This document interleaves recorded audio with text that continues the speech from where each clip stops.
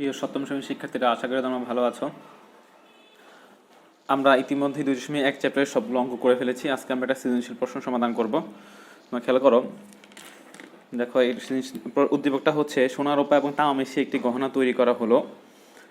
ওই গহনায় সোনা অনুপাত রূপা সমান 2:3 এবং রূপা অনুপাত তামা সমান 4:5। গহনার মোট ওজন যদি 350 গ্রাম যদি হয়, তাহলে তোমাকে কি বের করতে হবে? দেখো, সোনা অনুপাত রূপা অনুপাত তামা নির্ণয় করতে হবে। গহনায় সোনা এবং রূপার পরিমাণ পৃথক পৃথকভাবে নির্ণয় করতে হবে। ওই গহনায় কি পরিমাণ রূপা মেশালে রূপা অনুপাত তামা 3:2 হবে, সেটাও নির্ণয় করতে হবে। আচ্ছা, তাহলে আমরা শুরু করি। দেখো,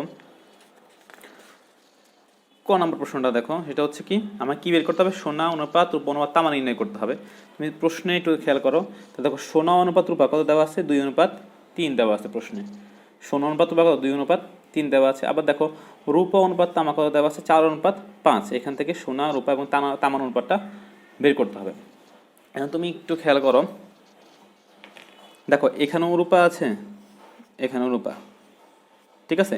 এখন দেখো রূপার পরিমাণটা কিন্তু ভিন্ন, দুই জায়গায় রূপা, কিন্তু দুটো অনুপাতের মধ্যে রূপা আছে। এখানে রূপার অনুপাতটা হচ্ছে কত? পরিমাণটা হচ্ছে 3, এখানে পরিমাণটা হচ্ছে কত? 4। এই অনুপাতটাকে আমাদের কী করতে হবে? সমান করতে হবে। সমান করার জন্য কি করতে হবে? দেখো এখানে 4 আছে না, এই অনুপাতে যে 4, এই 4 দিয়ে তোমার এই অনুপাতটাকে এবং এই অনুপাতে কী করতে হবে? গুণ করতে হবে। 4 দুগুণে কত? 8, আর 3 4 কত? 12। আচ্ছা, এখন খেয়াল করো, এখানে তোমার রূপার অনুপাত পরিমাণটা কত? 3। এই 3 দিয়ে এই দুটো অনুপাতে গুণ করতে হবে। এখানে 3 দাও, এখানেও 3 দাও। 3 4 কত? 12, আর 3 5 কত? 15। দেখো, দেখো এখন কিন্তু রূপা এখানে কত গ্রাম? 12, এখানে পরিমাণটা কত? 12, সমান হয়ে গেল। তাহলে দেখো আমরা কি লিখতে পারি? তাহলে সোনা কত অনুপাতটা কত বললাম আমি? 8 অনুপাত রূপা কত? এখানে কত? 12, এখানে কত? 12, তাহলে এখানে কত হবে? 12 অনুপাত তামার অনুপাতটা কত? 15। তাই এটাই আমাদের উত্তর, 8:12:5। আচ্ছা, আশা করি প্রিয় শিক্ষার্থীরা তোমরা অঙ্কটি বুঝতে পেরেছ।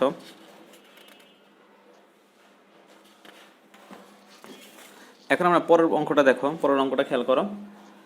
এখানে কি কি বলেছে? তোমার কি বের করতে বলেছে? বলেছে গহনায় সোনা এবং রূপার পরিমাণ পৃথক পৃথকভাবে নির্ণয় করতে হবে। সোনার পরিমাণটা এবং কি রূপার পরিমাণটা পৃথকভাবে নির্ণয় করতে হবে। দেখো, আর গহনার ওজন কত বলা আছে? 350 গ্রাম। এই 350 গ্রামের মধ্যে কত গ্রাম সোনা আছে এবং কত গ্রাম রূপা আছে, এই জিনিসটা আমাকে নির্ণয় করতে হবে। আচ্ছা, এই ধরনের অঙ্ক আমরা আগে করেছি। দেখো, ক হতে পাই কি? সোনা অনুপাত রূপা অনুপাত তামা কত? 8, 12, 15। তাই সংখ্যাগুলোর যোগফল কত হবে? 35 হবে। তাহলে দেখো গহনায় তামার পরিমাণ কত? গহনার ওজন কত ছিল? 350 গ্রাম। এখন আমরা কিসের পরিমাণ নির্ণয় করব? সোনা এবং কিসের পরিমাণ? রূপার পরিমাণ। তাহলে গহনা এখন আমি কিসের পরিমাণ বের করছি? সোনার পরিমাণ নির্ণয় করছি। তাহলে কত? 300, মোট কত গ্রাম? তিনটা মিলিয়ে 350 গ্রাম। 350 গ্রামের তোমরা জানো নিচে থাকবে কি? অনুপাতের যোগফল 35। এবং কার পরিমাণ নির্ণয় করতেছি? সোনা। তা সোনার অনুপাত কত? 8। সে 8টা কোথায় থাকবে? উপরে থাকবে। তুমি কাটাকাটি করো, তাহলে কত হবে? তাহলে এখানে 10, তাহলে 8 10 কত? 80। এখানে কি লিখবো আমি? গ্রাম লিখবো। আচ্ছা, এখন দেখো তাহলে সোনার রূপার পরিমাণ, তাহলে কি 350 গ্রামের নিচে থাকবে হচ্ছে কি আমার অনুপাতের যোগফল, আর তোমার কি রূপার পরিমাণ এখানে কত গ্রাম? 12 গ্রাম। তাই এখানে কি লিখবো আমি? সেই 12 দেবো। তাহলে এখানে তুমি কাটাকাটি করো, এখানে কত হবে? তাহলে 10, আর যদি যোগ করে গুণ করলে কত হবে? 110, আর 12 গুণ করলে কত হবে? 120। কত হবে তাহলে? 120 গ্রাম। ঠিক আছে, তাহলে এখানে আমরা যে গুণ করলাম, তাহলে কত হলো? এটা 120 গ্রাম।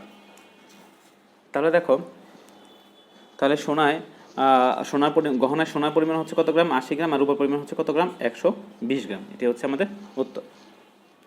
এখন তুমি গণনার প্রশ্নটা দেখো। গণনার প্রশ্ন বলছে যে ওই গহনায় কি পরিমাণ রূপা মেশালে, কি পরিমাণ রূপা মেশালে রূপা এবং তামা, কি রূপা এবং কি তামার অনুপাতটা কত হবে? 3:2 হবে। দেখো, আমরা যে অঙ্কটা কিছুক্ষণ আগে করেছি, সেইখানে কিন্তু আমরা গহনায় কী পরিমাণ রূপা আছে সেটা বের করে ফেলেছি। কত গ্রাম? 120 গ্রাম, এটা বের করেছি। কিন্তু তামার পরিমাণটাকে আমরা বের করেছি, তামার পরিমাণটা আমরা বের করি নাই। এখন তামার পরিমাণটা বের করে নিতে হবে। তাহলে দেখো, ক হতে আমরা পেলাম কি? অনুপাত হচ্ছে কত?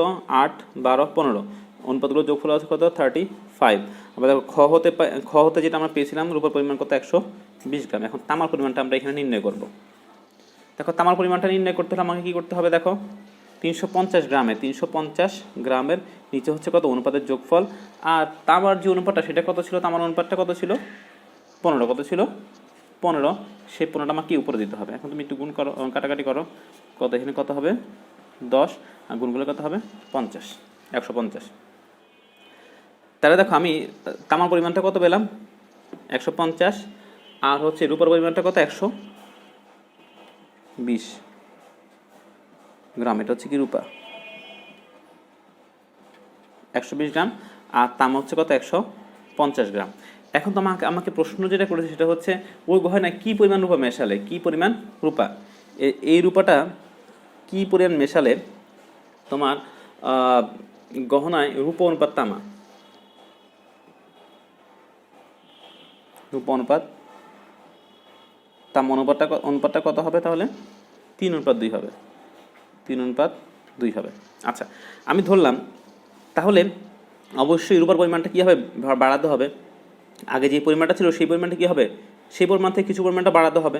ধরে নিলাম যে এক্স পরিমাণ কত গ্রাম, গহনায় এক্স গ্রাম রূপা, তাই অনুপাত যেহেতু বেড়েছে তাহলে রূপার পরিমাণ তো বাড়াতে হবে। ধরলাম যে গহনায় এক্স গ্রাম রূপা মেশালে রূপ অনুপাত তামা কত হবে 3:2 হবে। আচ্ছা, তাহলে দেখো এখানে 3 অনুপাতটা আগে কার, এটা হচ্ছে কি রূপা, এটা হচ্ছে কার রূপার, এটা হচ্ছে কি তামা। তাহলে দেখো আমি তাহলে আগে কার অংশটা দিব, রূপার পরিমাণটা দিব। তার উপর পরিমাণটা কত হবে, আয় কত ছিল 120, আয় কত ছিল 120 থাকে কি সাথে কি এক্স, কতটুকু বাড়াতে হবে সেই এক্স পরিমাণটা আমি দিলাম অনুপাত। তারপর অনুপাতটা কার তামা কত গ্রাম 150 গ্রাম, তারপর আমি 150 গ্রাম দিলাম, সেটা সমস্যা কত হবে 3:2 হবে। জিনিসটা খেয়াল করো, জাস্ট এখানে আমাদের তামার পরিমাণ আমরা কত পেলাম, আমরা রূপার পরিমাণ কত বেশি আমরা 120 আমি দিলাম। জাস্ট আমাকে যে প্রশ্ন করেছে যে গহনায় কত গ্রাম রূপা মিশালে নতুন অনুপাত কত 3:2 হবে, আমি সেটা ধরলাম যে এক্স গ্রাম কি বেশি মিশাতে হবে। তারপরে তামার পরিমাণ কত 150 গ্রাম, আর অনুপাতটা কত হবে, নতুন অনুপাত কত হবে 3:2। আচ্ছা, তোমরা জানো অনুপাত মানে হচ্ছে কি ভাগ, আমি এখানে ভাগ করলাম, দুইটাকে ভাগ করলাম 120 যোগ এক্স ভাগ 150 3/2। এখন তুমি একটু কোনাকুনি বা আড়াআড়ি গুণ করো, 120 যোগ এক্স ইন্টু কত 2, আর 3 ইন্টু 150।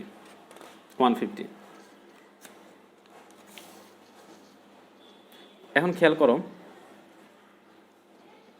এখানে তুমি গুণ করো, 2 দিয়ে 120কে গুণ করলে কী হবে 240, আর প্লাস প্লাসে কী হবে প্লাস 2 আর এক্স গুণ করলে কী হবে 2x, আর এখানে 3×45 আর 0 450, এখানে কত হবে 450 হবে।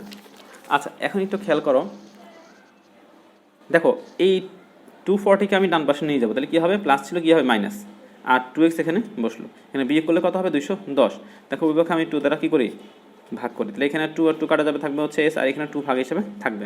এখানে 2 দিয়ে 210কে কাটাকাটি করলে কত হবে 105, তো উত্তর কত হবে তাহলে আমার 105। তাহলে এক্সের পরিমাণটা কত, এক্স কত হলো 105, তার মানে এক্স গ্রাম রূপা যদি আমি বেশি মিশাই, গ্রহণায় 150 গ্রাম রূপা যদি আমি মিশাই, তাহলে রূপ অনুপাত আমার কত হবে 3:2 হবে। এটাই হচ্ছে আমাদের উত্তর।